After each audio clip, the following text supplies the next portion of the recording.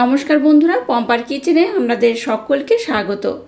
আজ আমি আপনাদের সাথে শেয়ার করব অপূর্ব স্বাদের একটা পুডিং বা ডেজার্টের রেসিপি।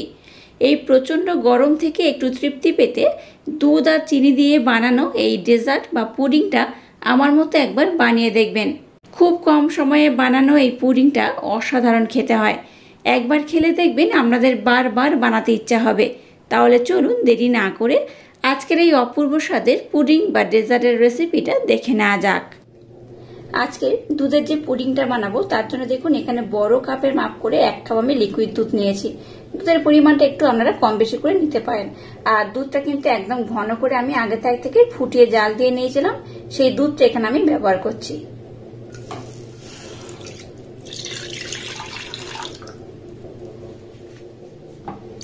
এখানে ঘন করে জাল দেয়া গরুর দুধ এখানে ব্যবহার করছি।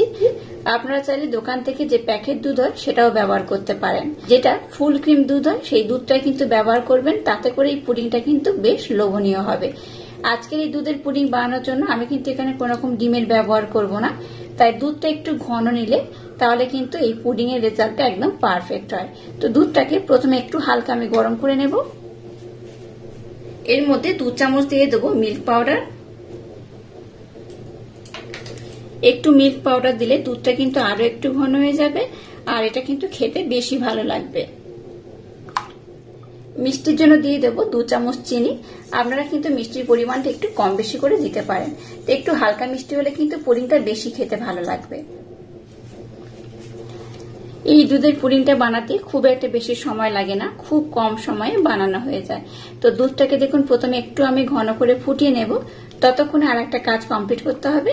চলুন সেই কাজটা এবার কমপ্লিট করা যাক। এবার দেখুন এরকম একটা ছোট বাটিতে আমি আগে থেকে ঠান্ডা দুধ নিয়ে নিয়েছিলাম, আর এখানে ঠান্ডা দুধের দরকার, তাই এখানে হাফ বাটি আমি আগে থেকে লিকুইড দুধ তুলে রেখে দিয়েছিলাম। এর মধ্যে 2 চামচ দিয়ে দেবো কর্নফ্লাওয়ার। খুব বেশি দরকার নেই, 2 চামচ দিলেই হবে। আর 1 চামচ দিয়ে দেবো আগর পাউডার। এখানে কিন্তু খুব বেশি দরকার নেই, 1 চামচ দিলেই হবে।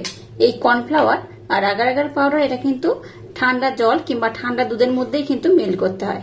এটাকে কখনো গরম জল বা গরম দুধের সাথে মেল্ট করবেন না, তাতে করে এটা খুব তাড়াতাড়ি কিন্তু জমে যায়। তাই ঠান্ডা জল কিংবা ঠান্ডা দুধের সাথে এটাকে খুব ভালোভাবে মেল্ট করতে হবে। 2 চামচ কর্নফ্লাওয়ার আর 1 চামচ আগর পাউডার দিয়ে মিশ্রণটাকে দেখুন আমি খুব সুন্দর রেডি করে নিয়েছি। এদিকে দুধটাকে দেখুন একটু ঘন করে আমি ফুটিয়ে নিয়েছি। এর মধ্যে অল্প 2 ফোঁটার মতো ভ্যানিলা এসেন্স দিয়ে দেবো, তাতে করে কি হবে স্মেলটা খুব সুন্দর হবে। আপনারা চাইলে কিন্তু ভ্যানিলা এসেন্সের পরিবর্তে এখানে এলাচ পাউডারও ব্যবহার করতে পারেন। দুধটাকে দেখুন আগে থেকে বেশ ঘন করে আমি ফুটিয়ে নিয়েছি। এবার কর্নফ্লাওয়ার আর আগার পাউডারের যে মিশ্রণটা বানিয়েছি সেটা এখানে দিয়ে দেবো। একেবারে খুব বেশি দেবো না, অল্প অল্প দেবো, আর এইভাবে নাড়তে থাকবো। এটাকে দেওয়ার পর গ্যাসের ফ্লেমটাকে হাই দেবেন না, লো করে কিন্তু এইভাবে একটু নাড়াচাড়া করতে হবে।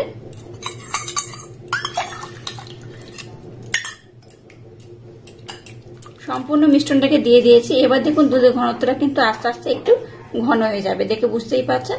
এটাকে কিন্তু খুব বেশিক্ষণ ধরে নাড়াচাড়া করবেন না। আগর পাউডার দেওয়ার পর এই দুধটাকে কিন্তু বেশিক্ষণ আর ফোটানোর দরকার নেই। এইভাবে একটু 1 মিনিট থেকে 2 মিনিটের জন্য ফুটিয়ে নিলেই হবে।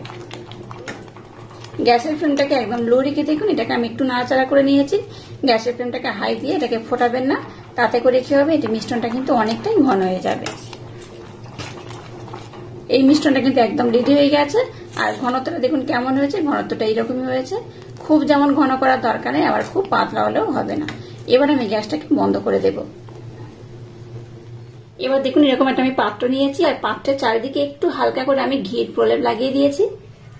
এবার দেখুন দুধের মিশ্রণটাকে এই পাত্রের মধ্যে আমি ঢেলে দেব। মিশ্রণটাকে দেখুন এরকম একটা পাত্রের মধ্যে ঢেলে দিয়েছি। আপনারা চাইলে কিন্তু একটু ছোট বড় যার যেমন পাত্র আছে বা কেক টিন আছে সেইভাবে কিন্তু এটাকে ব্যবহার করতে পারেন। তো এই পাত্রের মধ্যে ঢেলে দিয়েছি। এবার এটাকে কিন্তু কোনো রকম ফ্রিজের মধ্যে রাখবেন না, রুম টেম্পারেচারে রেখে ঠান্ডা করতে হবে। 1 ঘন্টা ঠান্ডা করার পর দেখবেন এটা খুব ভালোভাবে সেট হয়ে যাবে। আর তারপর যদি এই পুডিংটা আপনারা ঠান্ডা খেতে চান তাহলে কিন্তু নর্মাল ফ্রিজে রাখতে পারেন। তো এটাকে আমি রুম টেম্পারেচারে রেখে ঠান্ডা করে আপনাদের দেখাবো এটা কত সুন্দর হয়েছে।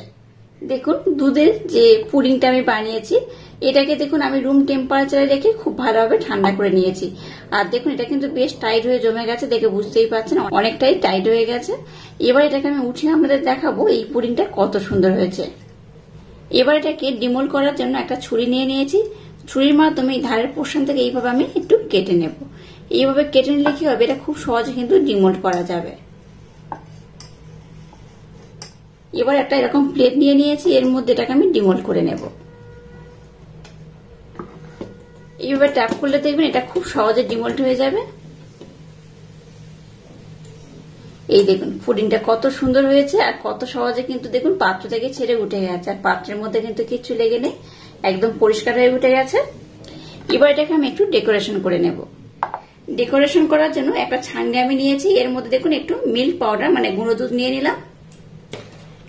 এবার এটাকে কিভাবে ডেকোরেশন করব দেখুন, এই মিল্ক পাউডার এইভাবে উপর থেকে একটু এইভাবে দিয়ে দেব।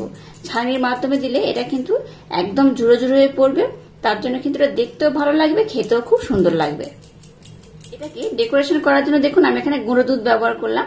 আপনারা চাইলে কিন্তু যে শুকনো গুঁড়ো নারকেল পাওয়া যায়, নারকেলের যে পাউডার পাওয়া যায়, সেই পাউডার কিন্তু আপনারা এখানে ব্যবহার করতে পারেন। এটা দেখতে যেমন সুন্দর, খেতে কিন্তু তেমনই অপূর্ব অসাধারণ, এটা খুব সুন্দর হয়। এটাকে আমি কেটে আপনাদের দেখাবো এটা কত সুন্দর হয়েছে। এবার একটু উঠিয়ে আমি আপনাদের দেখাচ্ছি এটা কত অপূর্ব হয়েছে। এই দেখুন এটা কিন্তু খুব সুন্দরভাবে হয়ে যায়। এই দেখুন, দেখলেন তো কত অপূর্ব, কত অসাধারণ হয়েছে। এটা দেখতে শুধু নয়, খেতে কিন্তু অসাধারণ, এটা খুব সুন্দর দেখতে হয়েছে। এইভাবে একবার এই দুধ দিয়ে এই পুডিংটা বানিয়ে দেখবেন, অসাধারণ খেতে হয়। দেখলেন তো এটা কতটা সফট হয়েছে আর কত সুন্দরভাবে উঠে গেছে। যেসব বাচ্চারা দুধ খেতে পছন্দ করে না, এইভাবে যদি পুডিংটা বানিয়ে দেন দেখবেন বাচ্চারা ভীষণ মজা করে খাবে। বাচ্চা থেকে বড় সবাই কিন্তু এই পুডিংটা খেতে খুব পছন্দ করবে। আর আজকের এই অপূর্ব স্বাদের পুডিং এর রেসিপিটা যদি আপনাদের ভালো লাগে তাহলে চ্যানেলটাকে লাইক, শেয়ার, কমেন্ট এবং সাবস্ক্রাইব করবেন, আর পাশে থাকা বেল আইকনটা প্রেস করে দেবেন। তাহলে টাটা, আবার দেখা হচ্ছে নতুন কোনো রেসিপি নিয়ে।